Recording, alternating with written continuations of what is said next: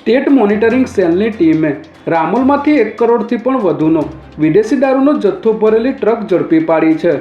પેન્સિલની અણી બનાવવા માટે વપરાતા ઘન પાવડરની 700 બોરીની યાર્ડમાં રાજસ્થાનથી છુપાવીને આ દારૂનો જથ્થો લાવવામાં આવ્યો હતો. ત્યારે બાતમીના આધારે રામોલ રિંગ રોડ ટોલનાકા પાસેથી પોલીસે આ ટ્રકને રોકાવીને તપાસ કરતા તેમાંથી વિદેશી દારૂની 19,848 બોટલ મળી આવી હતી, જેની બજાર કિંમત 1 કરોડથી પણ વધુની થાય છે. ત્યારે પોલીસે ટ્રક ડ્રાઈવર ચુનારામ જાટને ઝડપી લઈ દારૂ મોકલનાર અને મંગાવનારની શોધખોળ હાથ ધરી છે.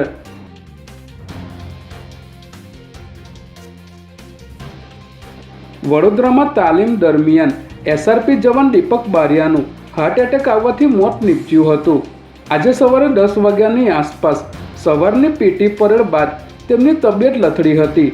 બાદમાં કપડાં બદલતા સમયે તેમણે છાતીમાં દુખાવાની ફરિયાદ કરી હતી. આ દરમિયાન મિત્રો સાથે ડિસ્પેન્સરી તરફ જતા રસ્તામાં જ તેઓ ઢળી પડ્યા હતા. ડૉક્ટરે તાત્કાલિક પ્રાથમિક સારવાર આપી ઇન્જેક્શન અને બોટલ આપ્યા હતા. બાદમાં એસએસજી હોસ્પિટલ રિફર કરાયા હતા, જ્યાં ઇમરજન્સી વોર્ડમાં સારવાર દરમિયાન તેમને મૃત જાહેર કરાતા તેમના પરિવારમાં શોકનું મોજું ફરી વળ્યું છે.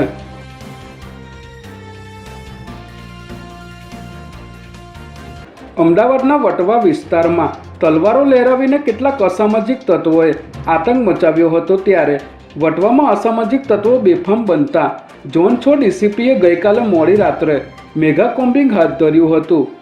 આ મેગા કોમ્બિંગ દરમિયાન ઝોન 6 પોલીસ સ્ટેશન વિસ્તારના 10 અધિકારીઓ અને 100થી પણ વધુ જવાનો દ્વારા ચેકિંગ કરવામાં આવ્યું હતું, જેમાં 4 માળિયામાં આવેલા 55 બ્લોકમાં 75 જેટલા આરોપીઓને તપાસવામાં આવ્યા હતા અને 45 વાહનોનું ચેકિંગ કરવામાં આવ્યું હતું. ત્યારે 3 લોકોને દારૂ પીધેલી હાલતમાં ઝડપી લેવામાં આવ્યા હતા, જ્યારે 435 દારૂની બોટલનો કેસ કરવામાં આવ્યો હતો.